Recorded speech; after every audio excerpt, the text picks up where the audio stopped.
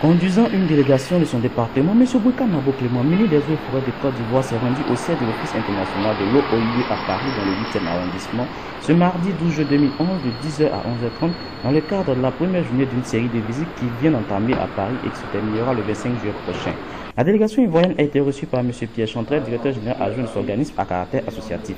Le ministre Boubacar Nabo Clément a exprimé auprès de l'OIE sa volonté et celle de l'État de Côte d'Ivoire en voulant instaurer un véritable partenariat technique dans une coopération internationale dont les objectifs sont de développer sur place les capacités locales d'organisation, de gestion et d'exploitation nécessaires à une protection des ressources en eau. Il s'agit pour M. le ministre de rassurer l'OIE sur la volonté de l'État de Côte d'Ivoire à intégrer un réseau puissant d'échanges et de partenariats visant à mieux spécifier les besoins, aussi à organiser des réponses appropriées et tisser des liens de collaboration réciproques mettant en valeur toutes les facettes de l'expertise disponible auprès de l'OIE. Compte tenu des domaines de compétences de l'OIE, M. le ministre des Eaux et Forêts a invité l'OIE à intervenir en appui sur des points cruciaux tels que la gestion intégrée des ressources en eau, la gouvernance des services publics d'eau et d'assainissement, la formation des professionnels de l'eau, les systèmes d'information sur l'eau.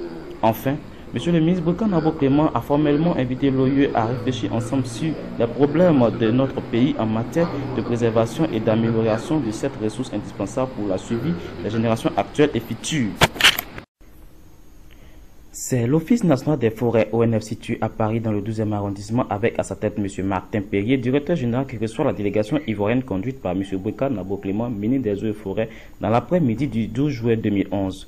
Plusieurs dossiers ont été évoqués par M. le ministre et le directeur général sur la reprise d'une coopération dans le cadre d'un accompagnement pour une maîtrise et un équilibre de la gestion de nos forêts.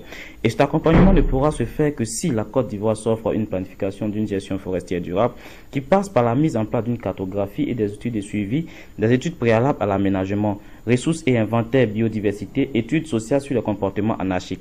Rendez-vous a été pris entre les deux parties pour une mission en Côte d'Ivoire pour très bientôt à participer au projet des états généraux des forêts à San Pedro.